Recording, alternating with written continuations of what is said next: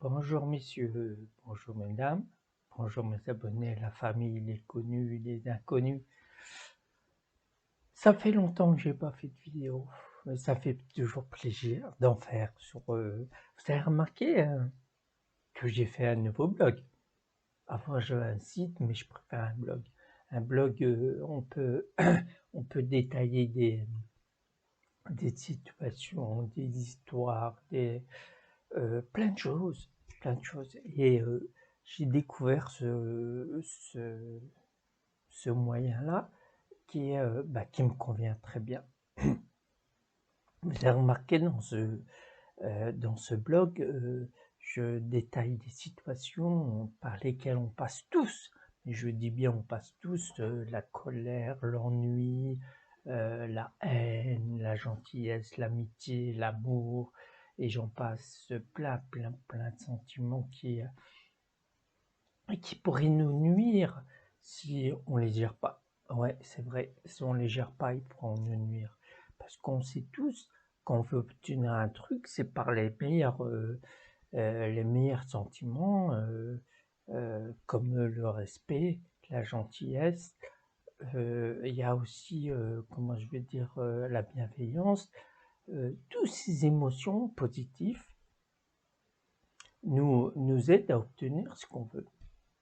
Mais il y a quelque chose que j'ai remarqué partout que je vais, une personne qui est dans une détresse morale, par rapport à un deuil, par rapport, je sais pas, à une situation financière ou quoi, ou qu'est-ce.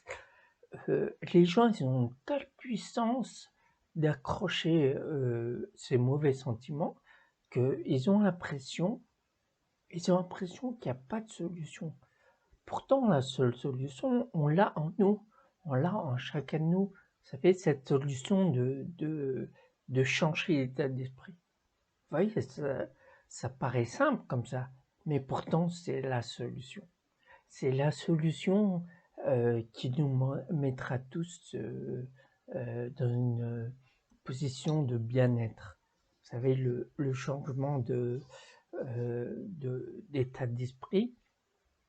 Je vous donne un exemple que je le dis très souvent dans mes vidéos, qui est la colère. On sait très bien que la colère, quand on passe par ces émotions-là, ça nous fracasse, ça nous détruit autant que ça détruit les autres. Et en fin de compte, on n'arrive jamais à obtenir ce qu'on veut, parce qu'on a pris la mauvaise, le mauvais sentiment pour avoir ce qu'on veut. Parce que dans une tête, on veut tellement l'avoir, au bout d'un moment, on commence à devenir impatient. Et cette impatience, eh ben, ça nous chamboule tout. Donc, on sait très bien, tous comme on sait très bien que ces sentiments-là, ces mauvais sentiments, nous mènent à quelque chose de terrible, de vraiment terrible. Mais vous savez, je parle comme ça, mais il y a sûrement des gens qui disent, mais c'est humain la colère. Non, pour moi, c'est pas humain. Vous savez, elle fait partie de nous, bien sûr, bien entendu, je le conçois comme tout le monde, cette colère-là. Mais cette colère-là, on sait très bien qu'elle nous détruit. Que ça soit la colère, la haine, la jalousie, tout ce qu'on connaît là, tout le monde connaît ces mauvais sentiments qui nous détruisent, autant la personne que nous. Donc, mais moi je pense que les gens qui sont dans une telle colère, cette colère, elle a tellement d'impact, ça donne du mouvement à la vie, qui fait qu'ils s'accrochent à cette colère, à cette haine, cette jalousie, s'accrochent et ils l'amplifient à chaque fois qu'ils tombent avec une personne qui en chérit, quoi. Vous savez, une insulte entraîne une autre, une mauvaise parole, ça entraîne tout jusqu'au point comme je l'ai dit précédemment, de détruire physiquement ou moralement. Ça détruit. Donc, je sais pas, je me pose la question, non, je me pose plus la question, mais cette colère, l'impact qu'elle a sur nous pour s'accrocher, pour continuer, sous prétexte que ça donne du mouvement à la vie. Et bah, franchement, je vous dis franchement, ça donne pas du sens à la vie, cette colère. Ça donne pas l'élan. C'est vrai que quand on est dans la colère, ça nous donne un sentiment de puissance, de supériorité. Mais cette puissance, cette supériorité, forcément, ça en rabaisse des autres. Cette colère, cette haine, cette jalousie, etc., etc., elle est forcément dirigée sur quelqu'un, quelqu'un ou plusieurs personnes. Et ces paroles, on a l'impression que c'est des paroles, on va se coucher, ça y est, c'est terminé, on n'en parle plus et tout. Non, ces paroles, ils ont impacté tellement la personne qui les a reçues, ou les personnes, qui fait que ça marque, si je pourrais dire à vie, quoi, pour des simples mots, qui vont même celui qui est la personne qui s'est mis en colère, ces mots vont se retourner contre lui à un moment ou à un autre. Et pourtant on le sait tout ça, on le sait, ces mauvais sentiments, qu'est-ce que ça nous provoque en nous, ce sentiment de supériorité. Donc, comme je vous l'ai dit précédemment, ça rabaisse des gens, ça rabaisse d'autres. Donc, par des mots condescendants, par des vulgarités, voilà, jusqu'au point que même nous, notre vie, elle est impactée. Enfin, je dis nous, pour la personne qui est en colère, ça impacte sa personnalité, parce que partout où il va aller, on va ressentir cette colère. Pourtant, la personne qui rencontre pour la première fois, elle va ressentir ce qui dégage la personne en colère ou frustrée, stressée, quoi que ce soit, que ça nous rend maladroit.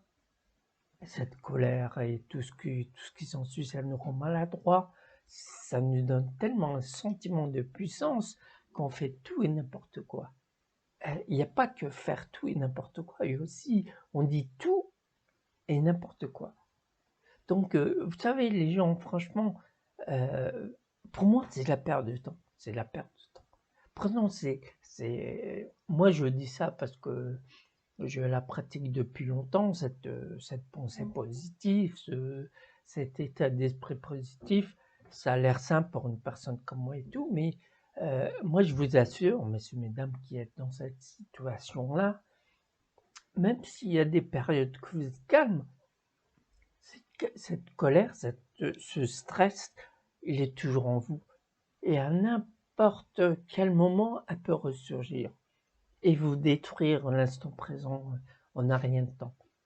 Donc, vous savez, cette perte de temps d'être dans cet état-là, pourquoi pas utiliser ce temps perdu par la colère en l'utilisant pour se modifier? Pour se modifier, parce que il nous faut cette modification pour acquérir des choses, que ce soit matériel ou que ce soit quelque chose de sentimental ou quelque chose d'amical ou quoi que ce soit. C'est tellement bénéfique d'être bienveillant envers quelqu'un. Vous savez, quand vous lui rendez service c'est même pas un service, parce que quelqu'un qui le pratique depuis longtemps, c'est même pas un service, c'est ce geste, il le fait naturellement. Et j'ai remarqué aussi, ce geste qui est fait naturellement, il est perçu comme, je sais pas, un truc bizarre, un truc qui sort de l'ordinaire. C'est la personne qui reçoit cette bienveillance, elle se pose peut-être la question, mais pourquoi il est aussi gentil que ça? Vous savez, c'est des questions qu'on ne doit pas se poser, parce qu'on met cette gentillesse, cette bienveillance et tous les sentiments positifs, on les met dans une catégorie de méfiance. Alors que c'est pas de la méfiance qu'il faut avoir. Je dirais, il faut profiter de cette gentillesse qu'on reçoit, parce que la gentillesse ou la bienveillance, ou quel que soit le sentiment positif, il est donné sans retour. Donc si la personne a l'impression d'avoir devant lui une personne qui est gentille, qui est bienveillant vers lui, tout, se méfie, et ben en ayant cet état d'esprit de méfiance, ben, il perd du temps. Parce qu'il va se poser des questions qui servent à rien. Parce que cette gentillesse, elle est donnée gratuitement.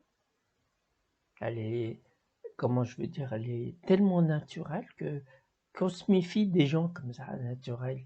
Pourtant, il n'y a rien de plus humain qu'une personne qui est gentille, qui est bienveillante et tout ce qui s'ensuit. Donc pourquoi on se méfie à ce point-là? Pourtant, il n'y a pas longtemps, j'étais avec un groupe de personnes et on commence à parler du tout, de rien et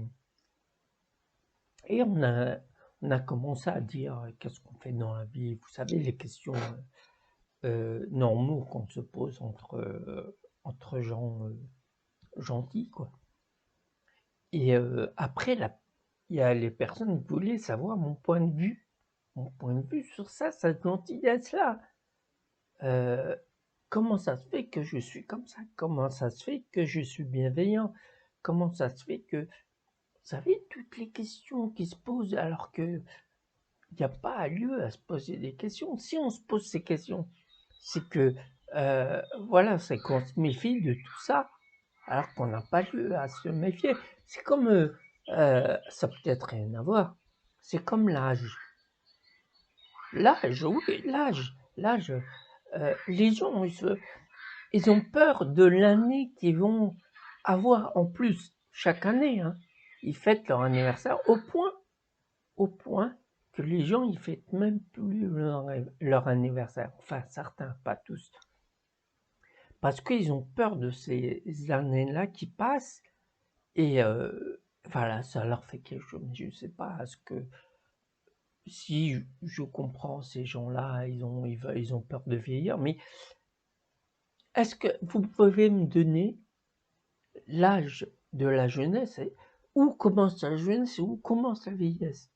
Il n'y a pas d'âge. Qui c'est qui a fixé un âge limite pour la vieillesse ou pour l'âge? Il n'y a pas d'âge. Il n'y a pas d'âge. On est vieux ou on est jeune, c'est dans notre tête.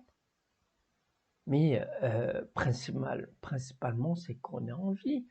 Si tous les matins, on se lève, on ouvre les yeux, on s'étire, on va prendre une douche, on va déjeuner. Ça, c'est une journée qui commence bien parce que vous êtes levé.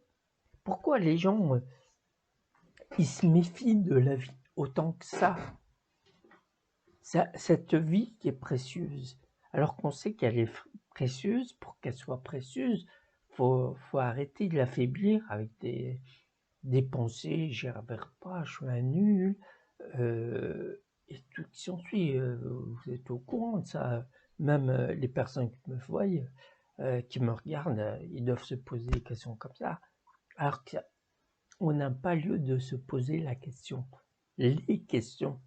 Des questions absurdes. Pour moi, ils sont absurdes. C'est si vous entreprenez quelque chose et vous n'y arrivez pas du premier coup, vous n'y arriverez pas du deuxième ou du troisième, j'en sais rien. Vous avez le temps pour réussir ce que vous avez à réussir. Parce que on est dans une société qui favorise le matériel, qui favorise, qui vous met dans une catégorie par rapport à ce que vous avez. Vous savez, plus vous avez de matériel, plus vous êtes considéré. Moins vous avez de matériel, moins vous êtes considéré. J'ai fait, il n'y a pas longtemps, hein, c'est hier ou il n'y a pas longtemps, j'ai créé un article sur mon blog sur la, sur être sage ou intelligent. À votre avis, messieurs, mesdames, dans la vie actuelle, vaut mieux être sage ou intelligent? Quand vous regardez bien, on a besoin de ces deux côtés-là, être sage et intelligent. Intelligent pour pour se fondre dans la masse, pour montrer aux autres qu'on est au courant de pas la plupart des trucs, hein, on n'a pas la science infuse, mais on est au courant. Et la sagesse, ça sert pour être posé, pour résoudre. Non, je vais dire pour résoudre des problèmes. Un intelligent va résoudre le problème, mais le sage va l'éviter. Vous voyez? Donc, vous savez, quand je rencontre une personne, je sais qu'elle a un état d'esprit, elle va droit dans le mur.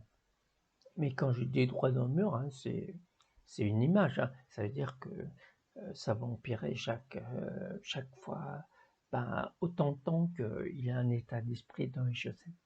Donc quand je capte cet état d'esprit, moi je fais tout pour le modifier. Je fais tout pour le modifier pour que la personne elle voit les choses négatives qu'elle voyait, elle va commencer à voir les côtés positifs des choses négatives qu'elle a vues auparavant. C'est simple. Donc, de toute manière, vous avez sûrement remarqué, à chaque moment difficile, vous arrivez à un moment positif dans votre vie, un moment que vous avez toujours attendu ce moment-là et tout, mais quand vous remarquez, avant de l'obtenir, vous êtes passé dans des situations phénoménales, catastrophiques. Donc, en fin de compte, on a besoin de ces moments négatifs pour comprendre les choses et pour s'approcher des choses que l'on veut, qu'on a toujours désirées. Pourtant, on sait pourquoi la personne qui est bienveillante, qui donne de bons conseils, qui est avenante, pourquoi on la considère comme quelqu'un à part de la société? Et la personne qui est nerveuse, qui est colérique, eh ben, on y adhère plus. C'est quand même hallucinant. Non, vous ne trouvez pas? Pourtant, oh, comme vous savez tous, je suis coach de bien-être intérieur, donc tout ce qui se passe à l'intérieur, les émotions, je les modifie, comme je l'ai dit précédemment, mais il y a des gens, ils sont tellement ancrés dans leur colère ou dans leur frustration ou quoi que ce soit, ils ne veulent pas en sortir. Au point que quand je parle de choses positives pour son bien, et ben il va trouver du négatif dans le positif. Pourtant, ça ne devrait pas être le cas. Quand quelqu'un, pourtant il y a beaucoup de gens qui ont de bonnes paroles, de bons conseils. Voilà, on doit les écouter. Mais quand j'ai écouté, c'est pour obéir. Hein. Chacun adhère ou pas, mais au moins écouter. Pour apporter un changement à la vie de celui qui l'écoute. Vous ne trouvez pas? Vous ne trouvez pas que cette place du négatif a une tellement grande place dans nos vies que ça devient absurde. Quand quelqu'un il passe une vie, une bonne partie de sa vie, si je dirais pas sa vie entière, dans la colère, la frustration, le contrôle et tout ce qui s'ensuit, vous imaginez la vie qu'il doit mener. Vous imaginez les expressions négatives qu'il doit se dire tous les jours. J'y arriverai pas, je suis un bon rien, je suis nul, de toute manière, j'arriverai jamais à rien dans ma vie, mais la personne elle-même, elle se le dit à elle-même. Vous voyez? Et en plus, le pire, c'est que ça se passe à l'intérieur. Des fois, c'est tellement fort qu'ils le disent à voix haute. Mais voilà, les gens ils sont au courant de l'état d'esprit de la personne qui fait que ben, elle se rabaisse encore plus, qu'à la personne d'à côté, elle sait ce qu'elle ressent. Donc ça complique la vie de la personne qui est en colère, frustrée et tout ce qui s'ensuit. C'est tellement agréable de voir les choses positives, du bon côté, trouver toujours quelque chose on a toujours un truc à faire dans la vie, au lieu de parler sur son voisin. Il n'y a pas de loi qui dit, pour avoir une vie meilleure, il faut savoir ce qu'il y a dans l'assiette du voisin. Personne n'a dit ça.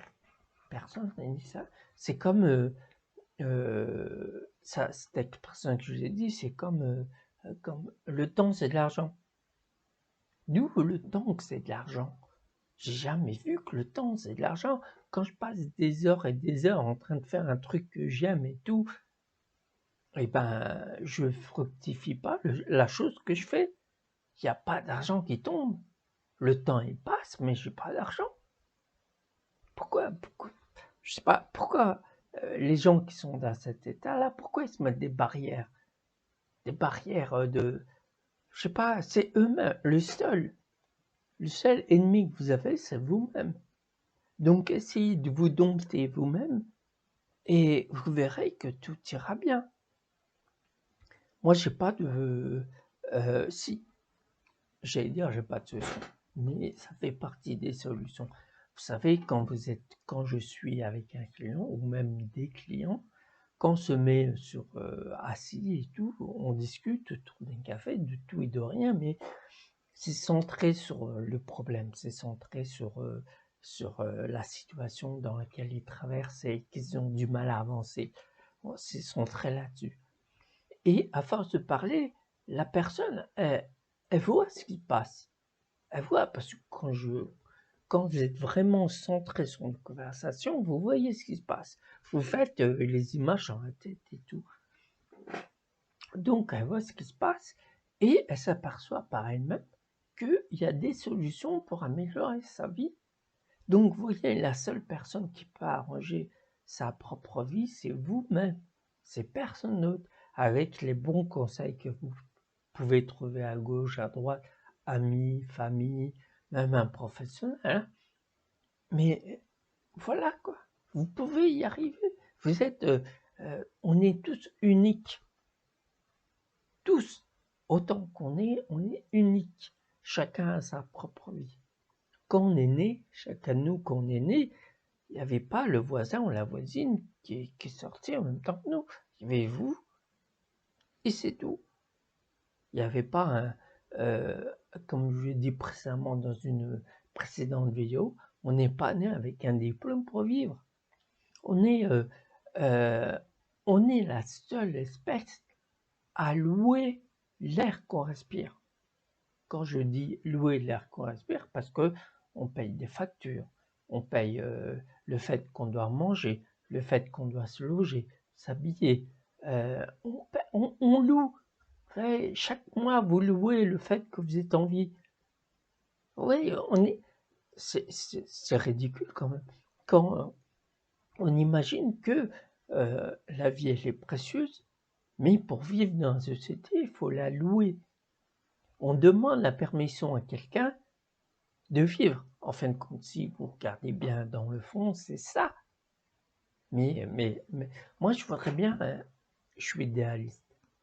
J'aime bien les choses, je rêve, je rêve, je rêve d'un monde idéal. Vous savez, où que tout le monde se côtoie, en haut ou en bas, hein, quel que soit. Tout le monde se côtoie, tout le monde s'aide, tout le monde, qui a plus de mis de côté, qu'il n'y a plus de gens qui se sous-estiment. Il y aura toujours quelqu'un à côté pour dire t'inquiète pas, tu fais partie de la vie, tu apportes ta pierre à l'édifice. Moi, je rêve d'une vie comme ça. Et je passerai ma vie à faire ça. J'y arriverai peut-être pas, mais au moins ouvrir des consciences pour leur faire montrer que la vie, elle n'est pas forcément celle qu'ils perçoivent. La vie, à n'importe quel moment, c'est une belle vie. Vous mènerez la vie que vous voulez, mais un meilleur que ce soit. Si vous croyez que la vie, c'est avoir un travail, bien sûr, faut travailler pour gagner sa vie et tout, mais on peut très bien travailler et gagner sa vie, mais on est tellement ancré dans une routine, métro, boulot, dodo, comme on connaît tout, qu'on oublie notre vie. On oublie le fait de parler à sa femme ou à son mari ou à ses ses enfants, parler aux voisins, à la voisine, parler, parler, parler, parler, parler. On oublie ça. Au point que quand on se retrouve à la maison avec la famille, il y a certaines personnes qui sont pressées de retourner au travail, qui sont pressées de retourner voilà, pour oublier leur vie. Pourtant, la vie, c'est toutes les petites choses qui se passent autour de nous qui fait la vie. Et tout ce que vous dégagez de vous, qui fera la vie. Si vous êtes bon, si vous êtes gentil, si vous êtes avenant, si vous êtes bienveillant, si vous êtes tout ça, la vie ne peut que vous sourire. Moi, j'arrête pas de le dire. Moi, je suis là pour ouvrir les yeux aux personnes qui ont l'impression qu'ils sont au fond du gouffre, qu'ils ont l'impression qu'ils ne voient pas le bout du tunnel. Je suis là pour leur rappeler que la vie, elle est bien plus belle que ça. Tout simplement, messieurs, dames. Et j'ai pas... la personne que vous voyez là, devant vous, là, moi, je suis comme ça, naturellement. Je suis toujours là pour vous apporter la bonne parole, les bons conseils que vous attendez, un début de solution pour vous aider je sais pas, pour vous aider à avoir une vie un peu mieux que hier. Parce que oui, c'est vrai, je parle d'hier, parce que les gens, quand je dis hier, ça peut être l'année dernière, ou il y a 2 ans, il y a 10 ans, quoi que ce soit. La plupart des gens, ils vivent avec ce fameux hier. Parce que dans les années précédentes, ils ont entendu, ou ils ont vu, ou ils ont fait, ou on leur a fait quelque chose de pas bien, et ils vivent avec ça. Ils vivent dans le passé. Alors que le passé, on n'est pas fait pour y vivre, on est fait pour vivre dans le présent. Et chaque jour qui passe, vous allez dans votre futur. Vous allez vous améliorer, et comme je vous dis, chaque jour qui passe, vous ne serez pas la même personne. Parce que la veille vous aura appris des choses pour le lendemain. Et le lendemain, vous serez grandi de la veille, etc., etc., etc. C'est ça la vie, pourtant. Pourtant, on a l'impression, enfin, c'est pas qu'on a l'impression, c'est qu'il y a des gens, leur vie, c'est une vie de vivre à 100 à l'heure. Faire ci, faire là, voir les gens, aller en boîte, aller au restaurant, fuir leur vie, fuir, toujours à l'extérieur de leur vie. Pourtant, votre propre vie, vous ne pouvez pas la fuir, parce que c'est la vôtre. Donc, partout que vous irez, vous allez emmener le problème. Donc, la seule solution, c'est de résoudre le problème que vous avez sur le moment, là où vous êtes, et après, vous allez... ça ne sera pas le même état d'esprit, parce que si vous allez, je sais pas, si vous sortez n'importe où avec un état d'esprit pour fuir une situation que vous n'aimez pas, et ben voilà, donc si vous fuyez toujours cette vie, ben, vous allez toujours la fuir. Alors que si vous résolvez le problème, partout que vous irez, vous n'aurez pas le même état d'esprit, ça sera un état d'esprit d'amusement, d'humour, voilà, de vous en vrai. De vous en vrai. C'est pas le faux vous. Parce qu'à la plupart du temps, partout que vous allez, les gens, ils ont un masque. Ils ont un masque. Ils vont, bien entendu, chacun fait ce qu'il veut. Ils vont vous montrer le meilleur des visages avec le sourire. Pardon, avec le sourire et tout ce qui va avec.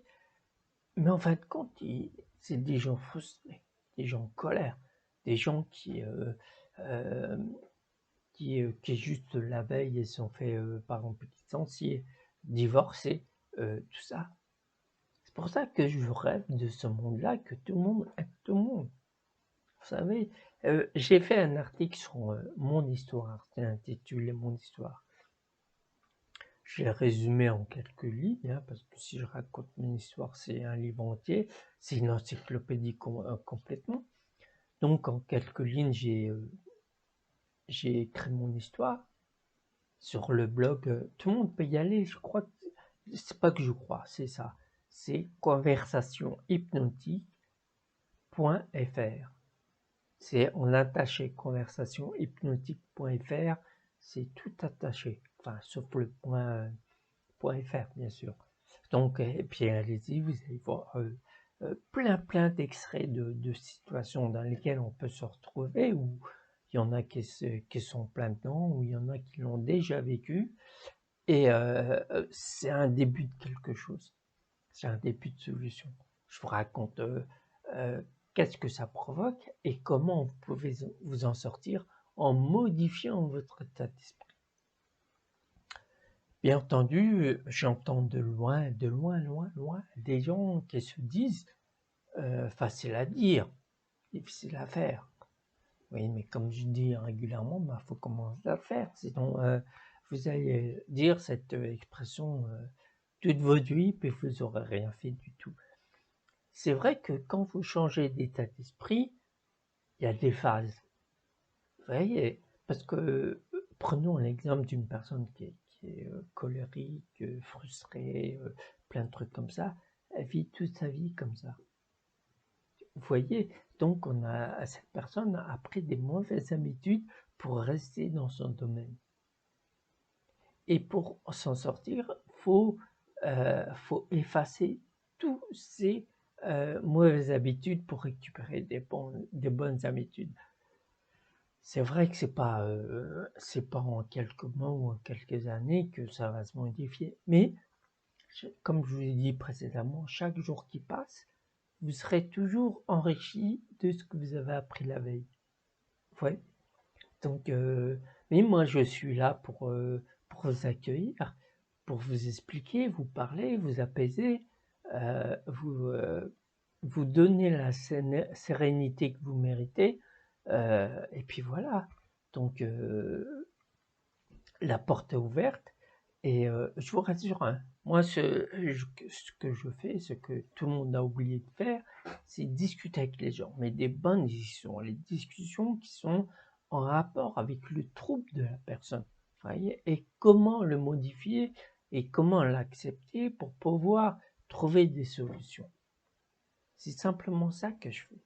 Discuter, moi je vous rassure, c'est pas, je suis coach de bien-être intérieur, donc moi je l'ai intitulé coach de bien-être intérieur, mais c'est coach de développement personnel, donc ça développe la personnalité, ça modifie la personnalité. C'est voilà, tout simplement simplement discuter. Et les gens, vous savez, quand je discute avec les gens, je suis content de les écouter, et parce que je laisse la personne, quand elle parle, la personne elle s'écoute. Et quand elle s'écoute, bah voilà, on met un pas dans la résolution. Le chemin il sera peut-être long, tout dépend du trouble, mais la personne elle est sur le chemin de la résolution. Voilà, tout simplement, messieurs, mesdames, et mes amis, connus et inconnus, sur mon blog. Sur mon blog, il y a les coordonnées, vous pouvez me contacter, vous pouvez même vous abonner. J'ai même un compte Pinterest. Pinterest, ouais, c'est ça, je crois que c'est ça. Donc, vous pouvez aller voir, vous pouvez lire mes articles, vous abonner, partager. Voilà, c'est permis à tout le monde, c'est pas vulgaire, c'est simple, avec des mots simples, tout le monde peut comprendre. Je vous explique aussi que je reçois à la maison pour une modique somme de 25 €, c'est permis à tout le monde. Quelles que soient les finances, je demande que 25 €. Mon intérêt, c'est pas si c'est financier, il faut bien que je vive, mais c'est le bien-être de mes clients. Quand je vois une personne être épanouie, avec le sourire, quand elle sort de chez moi, elle dit merci beaucoup en me serrant la main, et ben moi j'ai gagné ma vie avec ça. Même cette modique somme de 25 €, voilà, voilà, c'est symbolique, c'est symbolique. Mais j'ai toujours voulu, depuis que je suis gamin, malgré que j'ai passé des situations bizarres quand même, mais j'ai toujours voulu le bien-être de mon prochain. Toujours, toujours, toujours. Dans les mauvaises situations, je trouve les bons côtés des choses. Tout le temps, quand je parle, c'est ça. Je conçois pas une discussion euh, avec des paroles négatives. Non, pour moi, je conçois pas ça. Donc, pour mes amis connus, ils me connaissent très bien et ils pourront en dire la preuve quand ils veulent, il n'y a pas de problème. Comme ça, pour ces amis inconnus que je vais recevoir chez moi, ils seront au courant. Voilà, tout simplement. Donc, messieurs, mesdames, ça m'a encore fait plaisir de faire cette vidéo. Et bah, je vous dis, prenez soin de vous et à très vite. Au revoir.